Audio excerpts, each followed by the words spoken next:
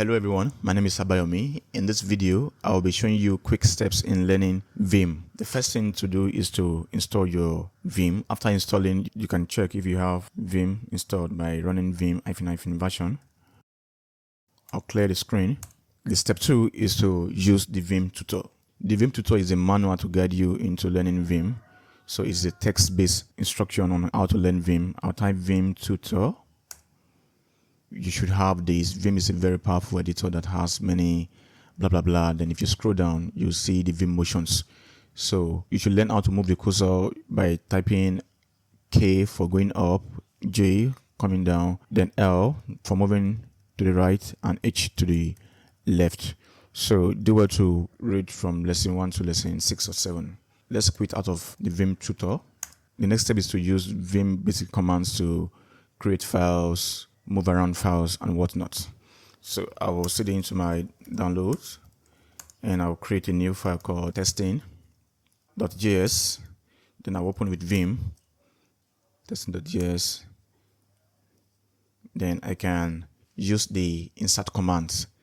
So for the insert commands, we have the I to insert. Then we are inside the insert mode. I can type console.log, hello world. You can close. Then to exit out of this insert mode, I'll press my escape. Then we are in the command mode. Then we can write to this buffer. Then we have our testing.js 2.8 byte written like so. Then to enter into your command mode to run files, you can type this bank. Then you can do node testing.js. Then we can have our hello world here. It says press enter or type command to continue. So I'll press enter to continue. Another insert mode that we have is the O command. So if I press O, I can enter insert mode and go to the next line like so. Then I can do the same thing, console.log, hi, then I can close, then escape, then write again. You can also write and quit, and so I can write to the buffer and quit also like so, then open again. You can open your Explorer with command VEX, that is, open the vertical Explorer. Then we have this. Then you can use Control WW to navigate between your Explorer. Look at this white highlight here. Then we press Control WW again. I am inside the main editor. Then you see the quick help here to go up. Press your hyphen, your minus, delete, press D and whatnot. Your R to rename. I'll close this. Take your time to learn the basics. Don't jump into using plugins first. So after you are done with the basics, you know how to navigate. You can easily close, insert, write, move, or jump from paragraph to paragraph. Then you can go to the next step. The next step is to configure your Neovim. For demo this, I have my Windows subsystem Linux, my WSL installed. So I have just the bare Vim in my Windows, and in my Windows subsystem Linux, I have the Neovim installed. So I can do WSL. I'll clear this. Then I can go to my config.nvim. Then if I open with my nvim, then you have this beautiful configuration. So let's just do a rundown of the plugins that we have installed here. I'll just pick a number of them, not all. In my Vim options, we have the default configuration that we can use. For example, I have my key bindings. Instead of using control, I remap it to this space. Then to split my windows, I can do in normal mode, use the space bar, then SV to split. So the long form is this command here. That is command mode, then type VSP or VSplit, enter. Let me show you VSP. So in the command mode, I can do VSP to split the screen. Then I can quit with my command mode Q. And you can also see the commands here to quit. But the short form is to do a key mapping, that is in command mode, leader SV. You can split the screen. And if you notice, we have leader SC to close the screen. Leader SC to close the screen. Then for relative numbers, we have this Vim option relative numbers. If you want to go up, you can do 4K, right? So you can do 4K up. So if I do 4K, we have this relative number. Then we can do to go down we can have 4J, and this allows us to enable mouse options so that we can use the mouse option while in Neovim. Another point worthy of note is to remap your escape key, because of you don't want to strain your pinky finger to type escape key to go into the command mode. So I have this remap called JK, JJ, and KJ. So if I go into my insert mode, then if I type something like hello and I want to go into my command mode, so we are in the insert mode now, I can press my JK or JJ, then we are inside the normal mode. Let's go into plugins that I have here. The number one plugin worthy of note is the telescope. The telescope is like a file finder.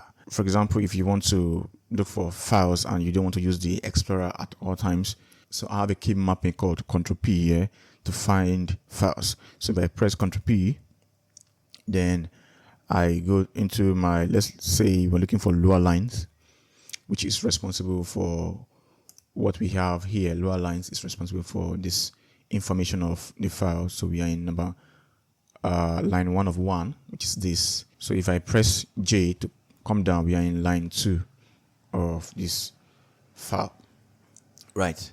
So you can use your telescope to look for files easily. Let me look for my readme. This is my readme and whatnot. The next plugin worthy of note is this cloak. Cloak helps us to hide our environment variables. For example, let me create a new file called .env. Then if I go into the file, then insert mode, if I do my port is, let's say 8989, you can see the star. It will convert this, your actual value, to this star. You can enable and disable it by just coming here and type this cloak, then cloak disable, then you can see the actual value here. So I'll delete this by pressing D. Yeah, yes. The next plugin that I think will be of help to you is the toggle term.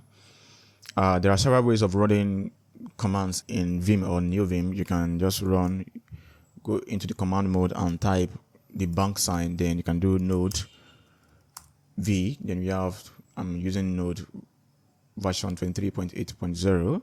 I want to believe that that is a bit restricted.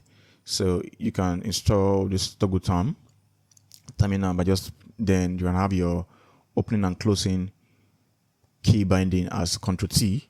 Then if I press Ctrl T, you can open a much bigger terminal.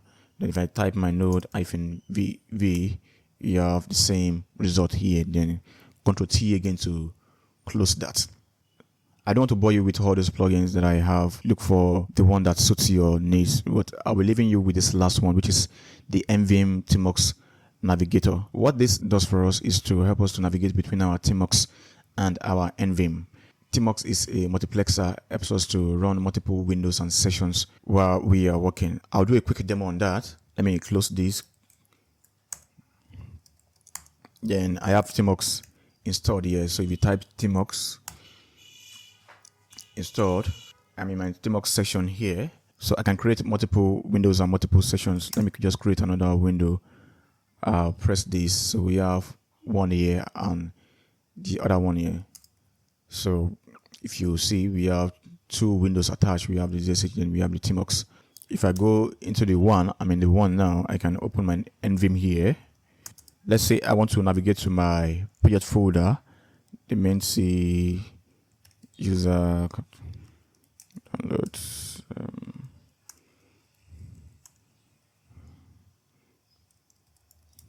Testing.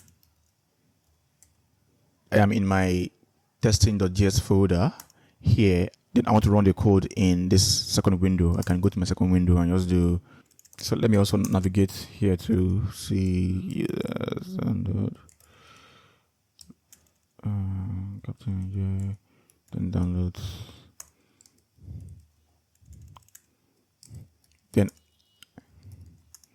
Then I can run the command here, node testing.js, like so. Then we have this, like so.